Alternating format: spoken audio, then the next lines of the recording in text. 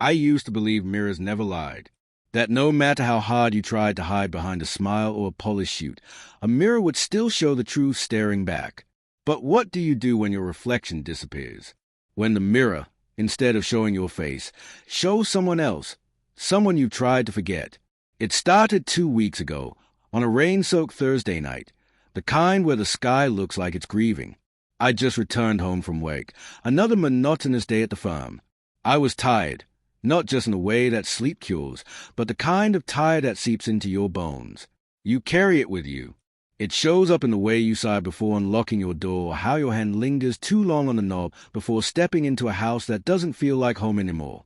The mirror in my hallway, an antique I inherited from my grandmother, stood as always across from the front door. A tall, ornate piece framed in dark, but with curling vines carved into it. It had always been a little unsettling, like it saw more than it should. But that night, it didn't show me. Instead, I saw a man I hadn't seen in 10 years. He was drenched, his pale skin grayish under the hallway light, eyes hollow like they had forgotten how to feel. Blood leaked slowly from his temple, curling down the side of his face, though the expression he wore was oddly calm, as if death had come gently, and he was staring straight at me. I blinked, stepped back. The image didn't follow. My heart stuttered. I whipped around, checking the hallway behind me, empty. When I looked back, it was my reflection again. Same old hollow eyes, same tired posture, same me, but I knew what I'd seen. I told myself it was exhaustion, a trick of the light, maybe even a vivid memory catching me off guard. I hadn't thought about Caleb in years, not since that night in the quarry, not since the accident. Except it wasn't an accident. Not really. The next few days, I avoided the mirror. I'd grown careful, catching only fleeting glances when I passed. But it wasn't just that mirror anymore. It began happening in others too. The bathroom mirror, the dark reflection of the window at night, even the screen of my phone when it blacked out, always him. Caleb. He was my friend once. My best friend, even. We'd grown up together in the sleepy town of Marrow Creek. We were inseparable until senior year, until secrets, until that terrible night. The guilt had been buried deep. I had a new life now, a job, a sterile apartment, and no contact with anyone from Marrow Creek. But guilt has roots, and it grows in silence. The real terror began on the 5th night. I had just finished brushing my teeth when I looked up and found a mirror fogged with steam. But in the center, a single clear handprint had formed, pressed from the inside. I stood frozen, my breath caught, mouth hanging open, the toothbrush still clutched in my fist. My reflection had vanished completely. Only the handprint and the faint outline of Caleb's face remained. This time, his eyes moved. He was watching me. I stumbled back, knocking over the towel rack. My heart hammered like it wanted out of my chest. I didn't sleep that night. I couldn't. Every surface that could reflect showed Caleb's face. Sometimes he was just standing there. Sometimes he was pointing. The next morning, I called in sick. Not that anyone cared. My boss, Mr. Fenley, barely acknowledged my existence unless I made mistake. I kept the lights on in every room and covered every mirror and reflective surface with sheets, towels, even duct tape. I was determined to make it stop, but paranoia is a creeping thing. It doesn't shout, it whispers. It shows up when you catch your own eye in a spoon and wonder, for a fraction of a second, if it's really you. That day, I pulled out an old photo album. I hadn't looked at those pictures since I moved to the city. There we were, me and Caleb, 15 and fearless, arms slung over each other's shoulders, grins wide under the summer sun. There were fishing trips, birthday parties, late-night fires by the lake. And then, the last photo, us at the edge of Hollow Quarry. The same night everything changed. I remember the way the air had smelled, like burnt leaves and wet moss. We'd gone out there to talk, to settle something. A fight over a girl, over betrayal. It got heated. Caleb pushed first. I pushed back, harder. He stumbled. He didn't scream, just vanished into the dark pit. And I didn't climb down to check. I just left. I told everyone I hadn't seen him that night. The police labeled it a disappearance, a runaway. But I knew what I had done. I buried it deep, Told myself it was an accident, even if my silence made me a liar. But now, he was back. That night, I woke up to a sound. A scratching, like nails dragging against glass. I followed it, heart pounding, barefoot across cold tile until I reached the covered mirror in the hallway. The sound was coming from behind the sheet. I didn't want to look. Every instinct screamed to turn back. But my hand lifted, slowly, almost against my will. I pulled the sheet down, and there he was. But this time, Caleb wasn't just standing still. He was writing. Fingers etched across the glass as though carving into fog. Letters appeared, one at a time, slow and deliberate. I remember. Then he smiled. It was a smile that chilled me most. Not angry, not sad, just knowing. A smile that said, now it's your turn to remember. 2.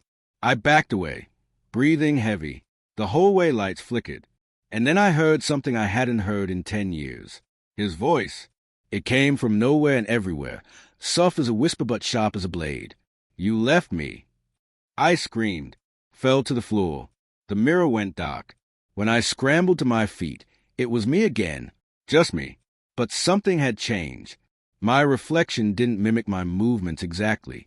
When I tilted my head, the image lagged. When I lifted my hand, it hesitated. And in that hesitation, I saw it, his smake, flickering beneath the surface like a secret waiting to rise. Something had crossed over. The mirror wasn't just a reflection anymore. It was a window, a warning, or maybe a trap, and it had opened. I didn't go to work the next day. I didn't eat, didn't sleep. The walls of my apartment began to feel less like shelter and more like a waiting room, a place where time stopped and something waited just beyond the mirrors. I covered them all again, this time with duct tape and furniture pressed against the glass, like I could block whatever was inside from coming through. But the thing was, it didn't matter anymore, because Caleb was no longer inside the mirrors. He was behind my eyes, watching, breathing in sync with me. Sometimes, I catch myself whispering his name in my sleep, waking with tears I didn't remember shedding. And the more I resisted, the more real he became. It started with sounds. Footsteps in rooms I hadn't entered. A voice humming our old childhood song from the attic. I don't have an attic. Then came the temperature drops, cold enough to see my breath, only in front of reflective surfaces. Even my coffee table shine would grow dim and frosted whenever I walked by. One evening, desperate for clarity, I returned to something I swore I never would, the police report. I still had the folder hidden at the bottom of a storage box, the corners curled and stained with old regret. I sat down in my living room, surrounded by yellow lamplight and silence, and read through every page. The report confirmed it. Caleb's body was never found. The quarry was too deep, too dark. They'd searched for days. Divers said there was something unsettling down there, too many shadows for a place that should have just been stone and water. But the worst part wasn't the missing body. It was a statement I'd given, so sterile, so carefully worded. A lie I'd practiced in the mirror dozens of times. I couldn't believe the coldness in my own handwriting. It didn't sound like a scared teenager. It sounded like someone trying to bury a secret 6 feet under. But secrets don't stay buried, especially not in glass. Later that night, I heard my doorbell ring. Once, then again, slow, deliberate. I wasn't expecting anyone. I crept to the peephole and peered out, but the hallway outside my apartment was empty. My stomach sank. I turned to head back, and froze. The mirror across from the door, one I blocked earlier with a cabinet, was clear again. No tape, no barrier, just glass. And Caleb. But this time, something was different. He wasn't just watching. He was moving. He was in my apartment. Behind me. I spun around, wild-eyed, but the room was empty. My breath hitched. Every hair on my body stood on edge. I turned back to the mirror, but it no longer showed Caleb. It showed me, except not me. The reflection was wearing my face, my clothes, but not my expression. His eyes were too sharp, the grin too wide.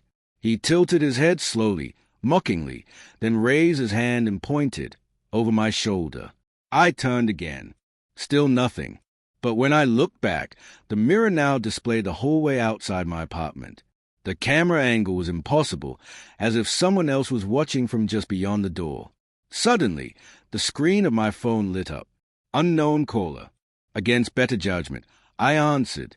No words, just breathing. And then, Caleb's voice whispering, "You can't hide from what you've done." I dropped the phone. It clattered to the floor. Screen cracked like splintered ice. The apartment felt like it was closing in on me. I had to get out. I grabbed my coat and ran. Out the door, down the hall, into the cold city night. I walked for hours, letting the neon signs and honking horns drown out the voice in my head. But no matter how far I went, I saw him. In shop windows, calm mirrors, dark puddles on the street. Always the same look. That calm, knowing smile. That haunting stare. And the message was always the same. Remember. But remember what? I hadn't told anyone about that night at the quarry. Not my parents. Not even Caleb's family. They'd suffered, of course, put up flyers, held candlelight vigils, but eventually they gave up hope. Everyone did. Everyone but him. That night, I stayed at a cheap motel outside the city. No mirrors, just a crusty curtain and a flickering lamp. I thought maybe if I just stayed somewhere different, somewhere forgotten, it would stop, but it didn't. At 3:14 a.m., I woke to the sound of tapping. Not from the door, from the TV screen. Static buzz across the screen, but in the flickering white noise, a shape began to form. A face, pale, sunken, smiling.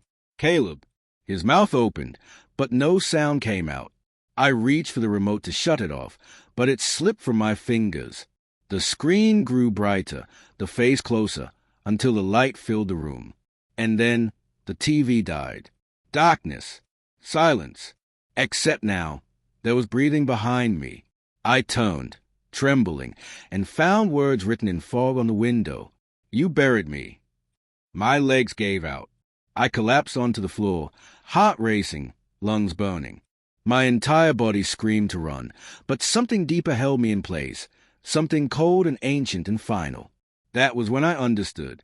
This wasn't about guilt. This was punishment. I returned to Merrow Creek the next morning. I didn't know what I was looking for. Closure? Redemption? Maybe just a place to confess, even if no one else was listening. The town hadn't changed much. Same gas station. Same empty fields. Same whisper of loss in the air. I drove straight to the quarry. It was more overgrown than I remembered. Weeds coiled around the rusted fence, and the warning signs had faded into near invisibility. I climbed over the gate and walked to the edge. The water below was still. Black. Deceptively calm. This was the last place I saw him. And now, it was the only place I could face him. I sat at the edge, knees tucked to my chest, and waited. The air grew cold. The wind died, and the surface of the water began to ripple. I leaned closer. My reflection was gone, and Caleb's face was rising up from the depths. The surface of the quarry was still, but beneath it, I saw the truth. It stared back at me with Caleb's dead, colorless eyes. The water didn't distort his face the way it should have. No ripples, no reflections. Just his expression, blank and hauntingly calm, as he slowly rose from the depths. My breath caught in my throat. I wanted to run, to scream, to deny everything. But I couldn't look away, because I knew this was it. The moment I'd been running from for 10 years. He emerged not like a ghost, but like a memory that had finally grown too heavy to stay buried. His mouth didn't move, but I heard his voice anyway. You came back. I tried to speak, but the words tangled in my throat. The quarry wind whispered through the trees, carrying the scent of moss and rot. My hands trembled as I stood up, peering into the black waters. I'm sorry, I managed to say, voice barely above a whisper. He tilted his head. Sorry. The surface shifted again, and suddenly the entire quarry reflected not me, not Caleb, but that night. The night I killed him. I saw it all, Miss shouting, him crying, our fists clenched, our voices broken. I saw the shove, saw his foot catch on the loose rock, saw him fall.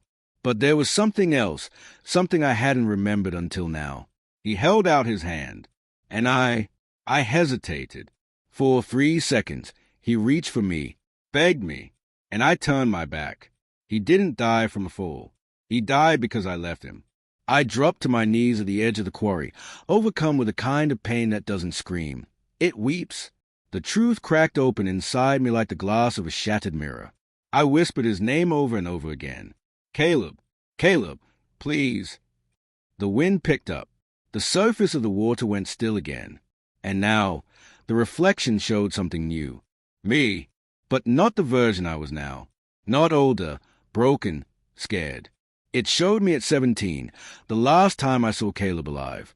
And behind me in that reflection, standing tall and unforgiving, was Caleb.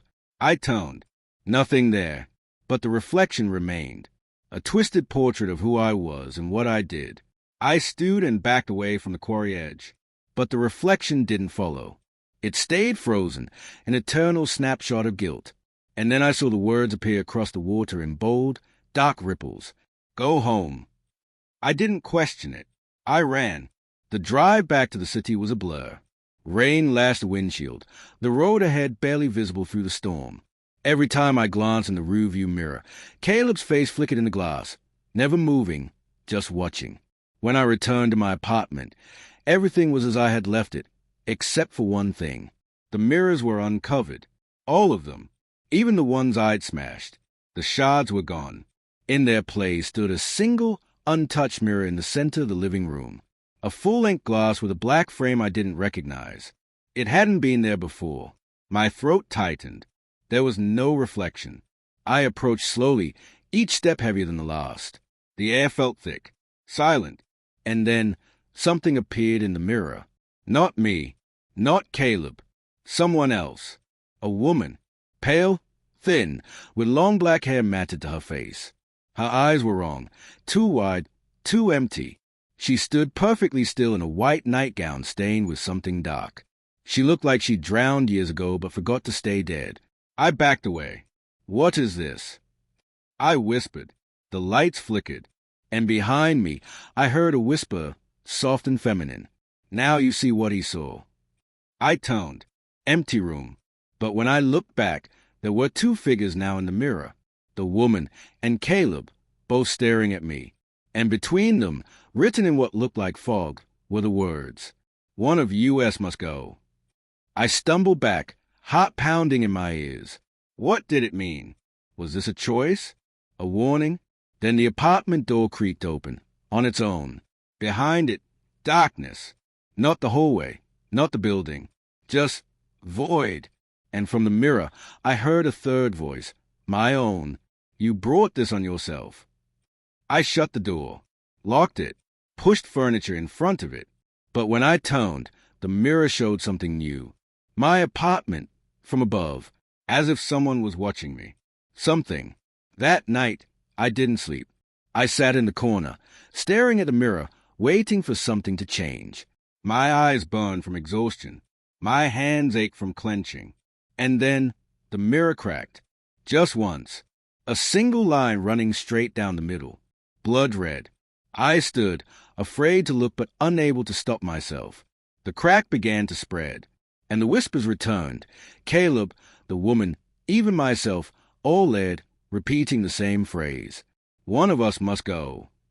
I screamed and threw a chair into the mirror. I opened my eyes underwater. There was no light, no surface above, just an infinite abyss pressing down from all directions. My lungs should have burned, but they didn't. Instead, I breathed in the water like it was air, thick, heavy, metallic. Something was keeping me alive, and I wasn't sure I wanted to know what. I floated, suspended in the black, waiting. Then the whispers began again. But this time, they weren't voices, they were thoughts. Hundreds of them, thousands, flooding into my mind like an avalanche of grief. Names I didn't know, faces I'd never seen. All of them drowned, all of them forgotten. They didn't belong to Caleb. They belonged to the others, the ones trapped behind the mirrors. One by one, their faces began to appear in the darkness. Men, women, children, all pale, all lifeless, all staring with that same hollow intensity, the kind that doesn't ask for help.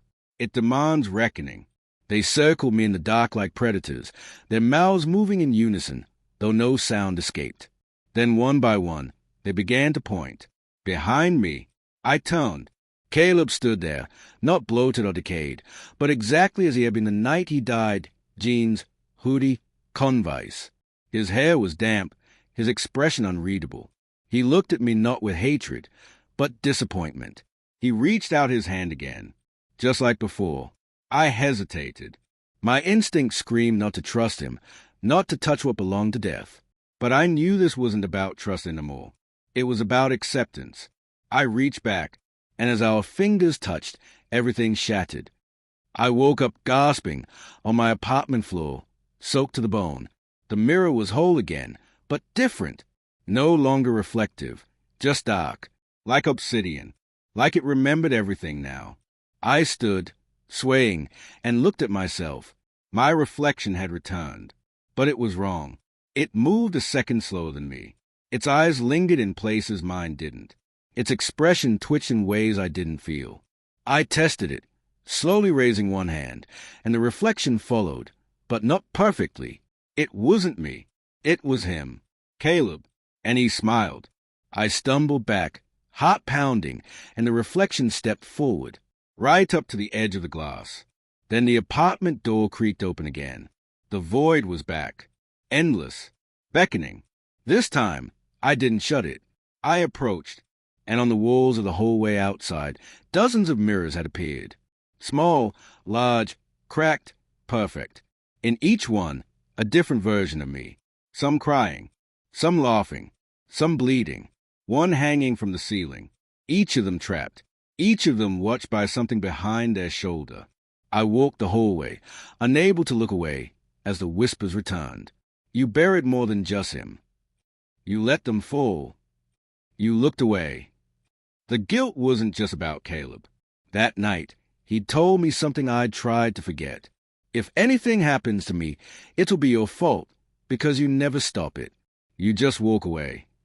That wasn't the first time. Not in high school. Not in college. Not even last year when my neighbor cried through the walls and I turned the volume up instead of knocking. I wasn't evil. I was worse. I was passive. And now the mirrors remembered all of it. I turned a corner and found one last mirror, tall, ancient-looking, its surface black as tar, and on it, written in fog, "Step through and carry the weight. I'll stay and rot with your reflection." Behind me, the apartment trembled. The walls pulsed like veins. The light dimmed. The reflection was clawing at the inside of the mirror now, trying to break free. His eyes were wild, feral. He wanted out. I had second to choose, so I stepped through. It was like falling into a dream I couldn't wake from. I landed on cold stone. Around me stood hundreds of mirrors, rising into an ink-black sky. Each one hummed with energy. Inside, people were trapped, some screaming, some silent, some pleading with eyes alone. This was the in-between, the place where reflections go when they are no longer tethered to the real world. I was no longer in the living, but I wasn't dead. I was in the Mirrorway, a realm built on guilt, memory, and unspoken truth. A woman in white approached me, the same ghost I'd seen before. Her voice echoed in my mind. "You have one chance. Free a soul or take their place."